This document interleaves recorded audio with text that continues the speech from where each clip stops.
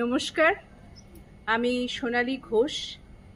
এই মুহূর্তে আমি যেই কবিতাটি আবৃত্তি করব সেই কবিতাটির নাম বন্দুক। কবিতাটি লিখেছেন বিশিষ্ট কবি এবং সাহিত্যিক শিবাশিস মুখোপাধ্যায়। শ্যাম জেঠুর বাড়িতে বন্দুক ছিল। শ্যাম জেঠুর মেয়ে মালতীকে পড়াতেন বীরেনদা। জেঠু খুব রাগী ছিলেন এবং সাইকেল চালাতেন। মালতী লুকিয়ে বীরেনদার সঙ্গে দেখা করত। কানাঘুষো শুনে জেঠু একদিন নিজের মেয়েকে পাকড়াও করলেন। মেয়ে বলল, না বাবা, ওসব বাজে কথা, লোকেরা হিংসেই বলে। গঙ্গা পাড়ে একদিন সন্ধে নামছে। ইটের রাস্তা দিয়ে দুজনে হাত ধরে হাঁটছিল। অতর্কিতে শ্যাম জেঠুর সাইকেল দুজনের মাঝখান দিয়ে চলে গেল।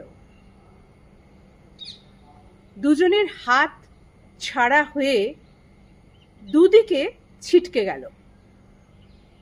জেঠু একটু এগিয়ে ব্রেক কষে মাটিতে পা ঠেকিয়ে থামলেন এবং ঘাড় ঘুরিয়ে নিজের মেয়েকে শুধু বললেন, স্বীকার করিস? বন্দুকটি এখন বীরেনদার বাড়িতে। মালতী মাঝে মাঝে তেল দিয়ে পরিষ্কার করে বাবার স্মৃতি।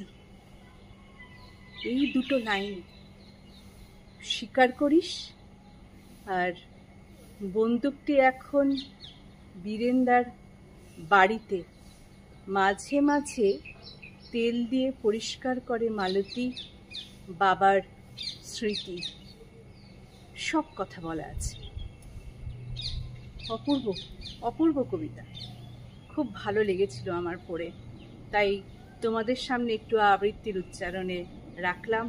আমি সোনালী ঘোষ। কবিতাটির নাম বন্দুক। লিখেছেন বিশিষ্ট কবি এবং সাহিত্যিক শিবাশিস মুখোপাধ্যায়। নমস্কার।